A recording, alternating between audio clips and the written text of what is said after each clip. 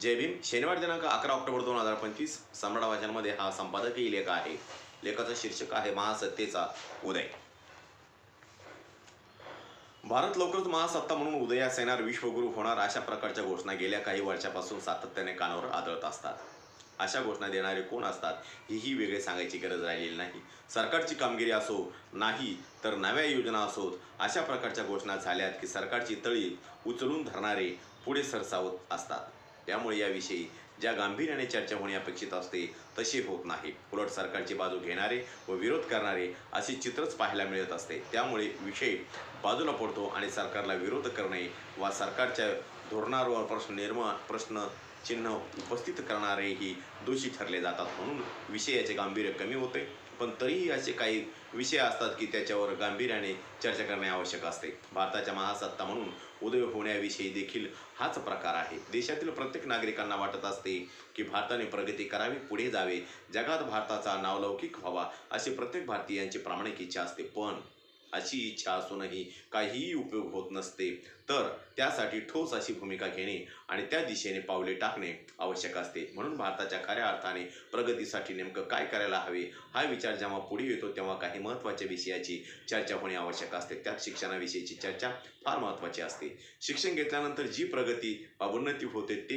इतर कोणत्याही बाबीमुळे होत नाही, हेही सत्य आहे. विशेष म्हणजे महात्मा फुले, सावित्रीबाई फुले, महामानव डॉक्टर बाबासाहेब आंबेडकर यांच्यासह अनेक महापुरुषांनी शिक्षणाचे किती महत्त्व आहे हे समाजाला पटवून दिले आहे. महात्मा फुले यांनी तर अविद्येने किती मोठ्या प्रमाणात नुकसान केले हे स्पष्ट व मोजक्या शब्दात वर्णन करून सांगितलेले आहे. म्हणून देशाची, समाजाची आणि व्यक्तीची जर प्रगती करायची असेल तर शिक्षणाशिवाय तरुणोपाय नाही याची जाणीव असल्यानेच भारतीय संविधानाचे शिल्पकार डॉक्टर बाबासाहेब आंबेडकर यांनी थेट संविधानातच स्पष्ट अशी तरतूद करून ठेवली आहे की त्या देशाच्या अनेक GDPच्या 6% खर्च होणे अपेक्षित आहे. पण हा खर्च होत नाही हे वास्तव आहे.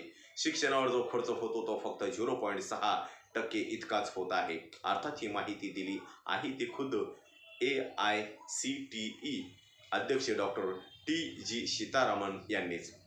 पुण्यात नुकत्याच झालेल्या एका कार्यक्रमात त्यांनी याविषयी माहिती दिली व भाष्य केले. त्यात त्यांनी म्हटले आहे की सरकारकडून शिक्षणावर अपेक्षित खर्च होत नसल्याने खाजगी क्षेत्रासाठी शिक्षण खुले करण्यात आले. म्हणजे ज्याला शिक्षणाचे खाजगीकरण म्हटले जाते तसा प्रकार झाला आहे. तेव्हा जर शिक्षणाचे खाजगीकरण होत असेल आणि सरकार शिक्षणावर खर्च कमी करत असेल तर गरिबांना शिक्षण घेणे कसे काय परवडेल. तशात हल्ली तर वेगाने तंत्रज्ञानात बदल होत असल्याने असा बदल झालेले शिक्षण घेतलेले नाही तर त्या शिक्षणाचा काही उपयोग होणार नाही. म्हणून बेरोजगारी देखील वाढत चाललेली असल्याचे पाहायला मिळत आहे.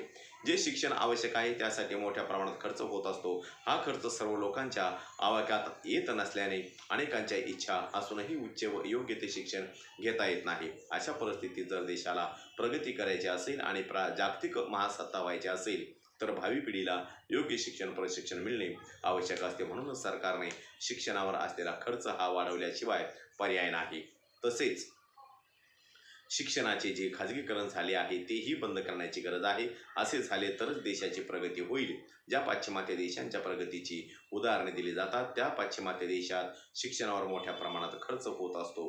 म्हणून आजही भारतासह जगातील असंख्य विद्यार्थी उच्च शिक्षणासाठी परदेशात धाव घेत असतात. ही परिस्थिती जोपर्यंत बदलत नाही तोपर्यंत भारत खऱ्या अर्थाने प्रगती करू शकणार नाही आणि जगातील पातळीवर महासत्ता म्हणून उदयास येणार नाही. म्हणून शिक्षणाचे जे महत्त्व आहे ते ओळखून त्यासाठी सरकारने काय करायला हवे हे जोपर्यंत निश्चित होत नाही तोपर्यंत देश महासत्ता होईल याची खात्री देता येत नाही. या ठिकाणी आलेख संपलेला आहे.